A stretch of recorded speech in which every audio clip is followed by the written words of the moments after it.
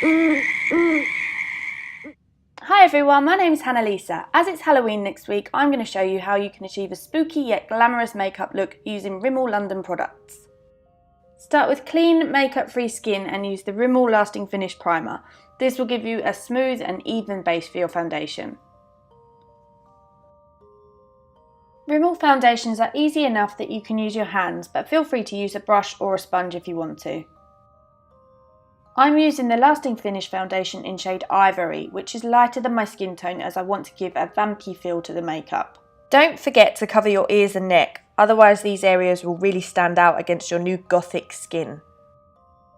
Next I'm going to use the Hide the Blemish concealer in shade Ivory, again a lot lighter than my skin tone. I'm using it under the eyes and across the areas that I want to highlight. Don't worry about applying it directly under the eyes as that's where we're going to apply our eyeshadow. Set all of this with the Stay Matte pressed powder. Using a powder will give you a smooth base to apply your contour and blusher, which we'll come back to later in the video.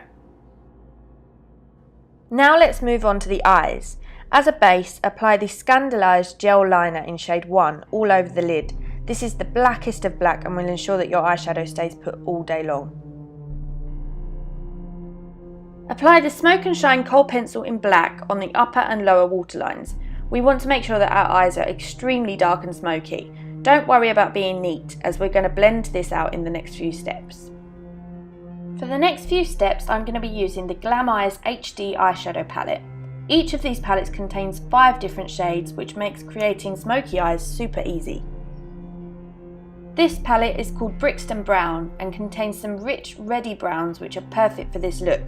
I'm starting with the darkest shade and applying that all over the lid to set the gel base. Work your way from dark to light, blending as you go. Bring the shadow right above the upper crease line and below the lower lash line. This may feel like you're applying it way too low, but once you have your mascara on, it will all tie in together.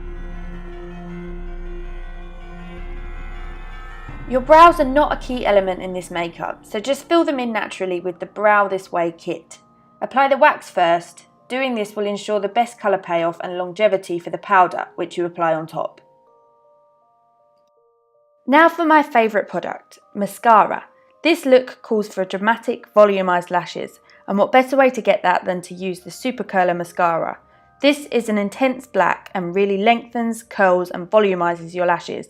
It has a curved brush, which really helps to lift your lashes right from the root.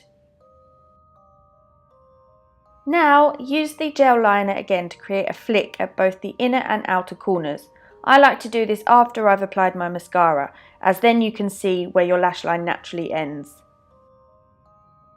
Now that our eyes are finished, we can come back to contouring. Here's a trick. If you don't have contouring products, you can use any powder which is an ashy brown tone. Most eyebrow products are ashy based, so here I'm using the powder from the Brow This Way kit.